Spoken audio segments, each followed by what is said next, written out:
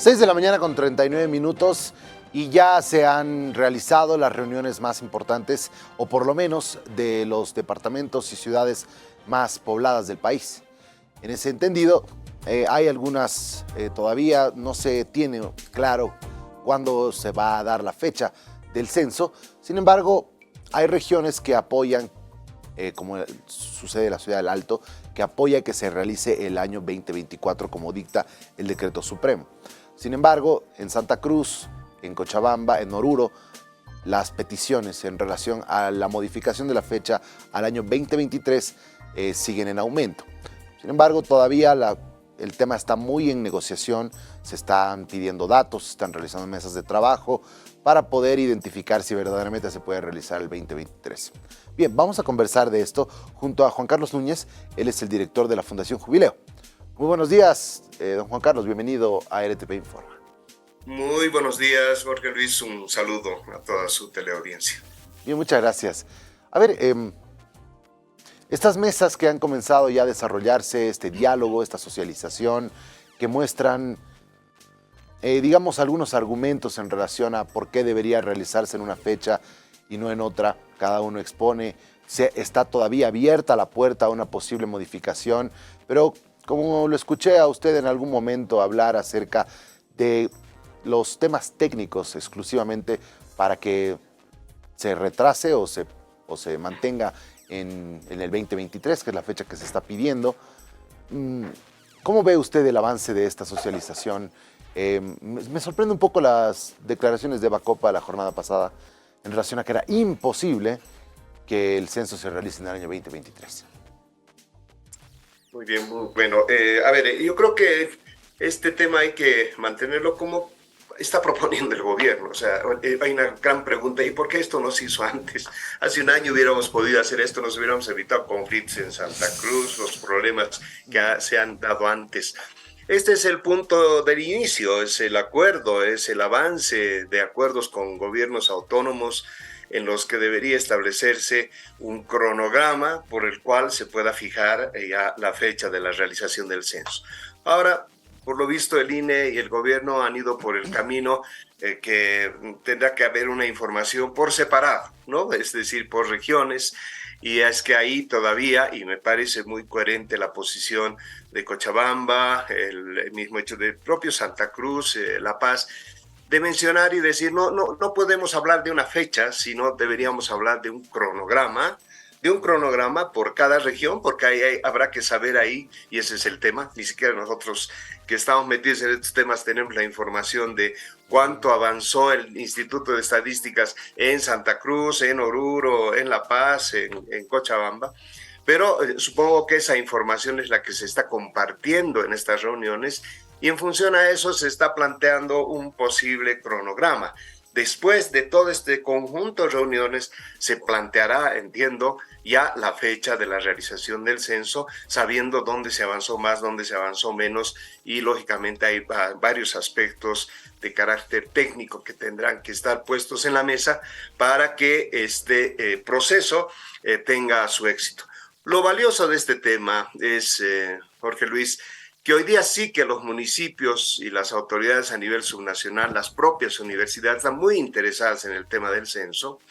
Lo que no pasaba el 2012 estábamos en plena etapa de la bonanza en el país, donde nadie le echó mucho interés al tema, salvo instituciones que hemos hecho una red de varias instituciones haciendo nuestras observaciones técnicas, pero nadie nos hizo caso. En cambio, hoy día ahí está el debate, creo que el debate entre autoridades subnacionales, porque la torta hoy día es más corta, más pequeña, el IDH tiene una reducción notable, la coparticipación también, por lo tanto, los recursos que van a ir llegando a nivel de los municipios y las gobernaciones cada vez va a ser menos, y por ello creo que el debate de cómo se establezca en los criterios del censo, más allá de las atenciones en temas de servicios, salud, educación, etcétera, está este tema tema de los recursos y lógicamente los grandes municipios, ese es otro gran problema, muestran enormes asimetrías porque solo La Paz, Cochabamba, Santa Cruz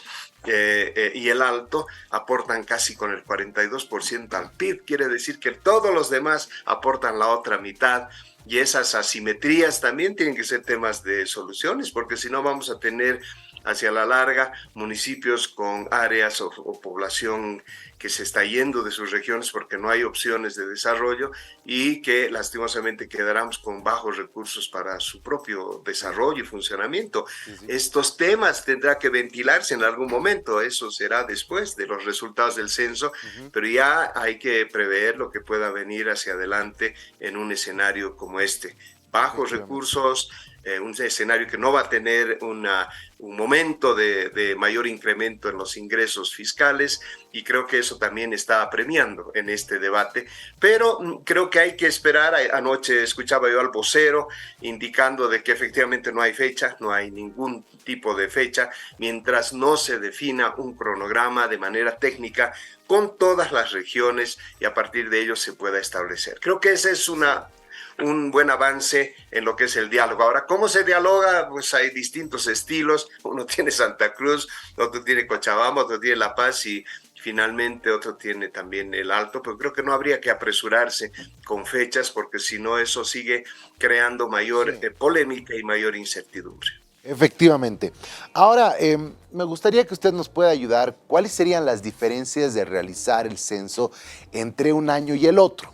Lo que yo pude percibir en una entrevista que le hice a Eva Copa en alguna oportunidad hace poco, ella sí decía que era imperioso que se puedan asignar los recursos que merece el Alto, porque cuando se realizó el censo eran 800,000 personas y ahora estiman que está por encima del 1.2 millones.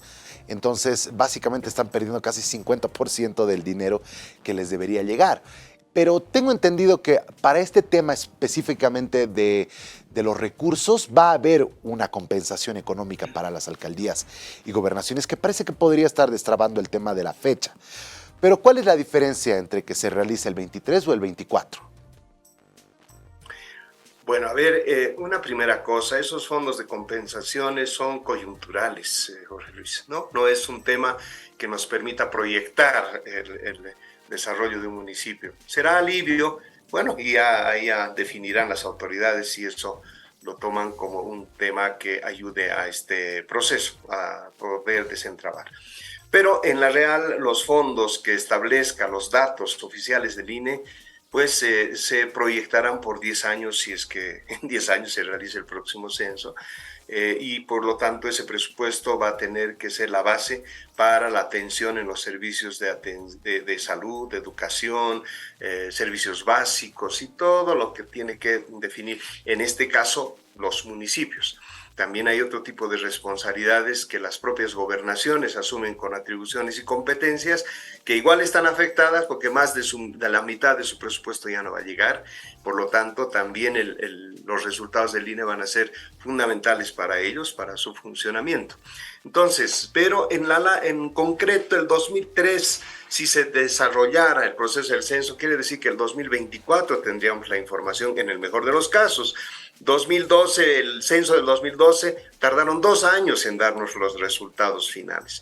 Hay un procesamiento después del operativo del censo que mínimamente demandará 1 año. Eso significa que estamos ya en un escenario del 24 y la afectación es esto del tema de los recursos, porque mientras no lleguen la cantidad de recursos a ese municipio, sí sigue llegando la gente que va migrando y de manera masiva al eje central fundamentalmente del país, lastimosamente por ausencia de estrategias de desarrollo rural, de estrategias que permitan más bien parar esas zonas expulsoras que vienen inclusive de otras capitales de departamento y que ni qué decir de ciudades intermedias y peor todavía del área rural, ¿no? Entonces, creo que el hacer lo antes posible, pero de manera técnica, oportuna, técnica, creo que es fundamental. Y eso supongo que es el resultado que se está esperando de estas reuniones, por eso que no se habla de una fecha exacta, pero sí se habla de un cronograma donde se vele y se cuide la calidad de la información que pueda brindar el censo. Efectivamente. Bueno, ya para concluir, creo que lo que está generando, por lo menos en el debate público, e imagino que especialmente Santa Cruz es la que más podría estar presionando, digo, la parte civil, los ciudadanos, es que en una primera etapa, cuando se conoció el primer decreto supremo que daba un año, que tenía que realizarse en julio de este año, previo a que se decidiera la postergación, hubo declaraciones del ministro de Planificación, el que estaba comenzando, que todo estaba en fecha, que todo estaba marchando correctamente.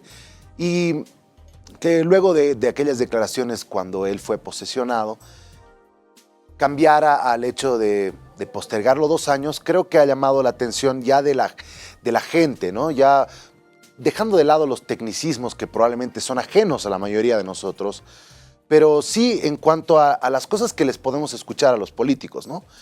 Y en ese sentido creo que ha generado desconfianza, que supuestamente estaba todo en regla y se iba a hacer en este año, y luego se dan cuenta que no, que verdaderamente falta muchísimo y que hay que postergarlo más bien 2 años. Creo que ahí en la lectura ciudadana es donde se ha perdido un poco la oportunidad y se ha generado tanto problema, especialmente en Santa Cruz. Esa debería ser una lección aprendida, Jorge Luis. Creo que más allá de lo que viene a ser este vaivén y esta contaminación del proceso del censo, aquí tiene que haber una claridad en responsabilidades. No es un tema que pase de la noche a la mañana. Hay más de un año en la que un instituto de estadísticas que tiene la tarea y la tuición técnica para llevar adelante, pues no ha cumplido con los resultados. Y los daños son complejos, porque entonces vienen los políticos y contaminan más el ambiente, se conflictúa el escenario y tenemos esto, lo que hemos tenido, ¿no? Paros por un lado, movilizaciones por otro, un debate que nos tiene hasta, creo que yo, desorientados y con una incertidumbre sobre cómo se desarrolla el censo. Es curioso, pero Jorge Luis, Bolivia es el único país en la región que no tiene una ley de transparencia y acceso a la información. Esto significa tener una ley que permita y obligue al funcionario público a cumplir con su deber, a cumplir con lo que tiene planificado, y tendrá también un espacio sancionatorio si es que esto no se cumple. Porque si no, quedamos como estamos. La principal afectación, ¿dónde está? En la población, en la sociedad civil, porque los administradores del Estado a nivel subnacional tendrán que hacer hoy día maravillas para cubrir instalaciones de agua, alcantarillado, de un sinfín de barrios que deben estar creciendo como hongos en las ciudades grandes del país y que no tienen los recursos necesarios para responder. Eso es un daño a la población y eso debería estar sancionado. Creo que el hablar del debate, de la lección aprendida de todo esto para instaurar una ley de transparencia y acceso a la información que sea una tuición directa y de afectación a su responsabilidad del Estado, creo que es fundamental. Creo que así podemos ir ordenando las cosas también de alguna manera, Jorge Luis.